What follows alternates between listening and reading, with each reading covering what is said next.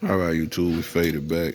Got me, I don't know what they call, but I'm missing a couple anyway, whatever they call, vice clamps, whatever. Got them, squeezed the metal. See how I got that?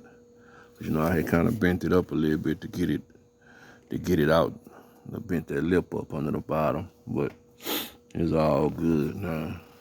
So I don't know if the camera on it or not. There you go.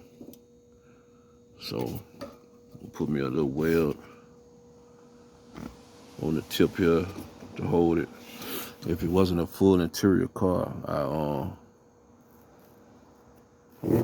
weld those holes shut from the old spot welds, but it's a full interior car, man. I don't want to strip it all out. I'll figure something out. I got a couple weld blankets, so we'll figure something out. But anywho, the end of this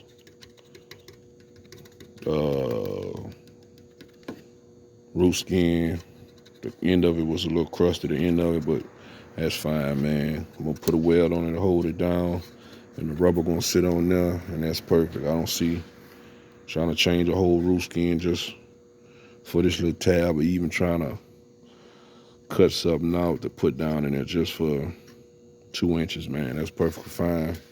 Roof skin not going nowhere, still welded down all the way across. The tab gonna be held down, so perfectly fine, perfectly fine. I will weld these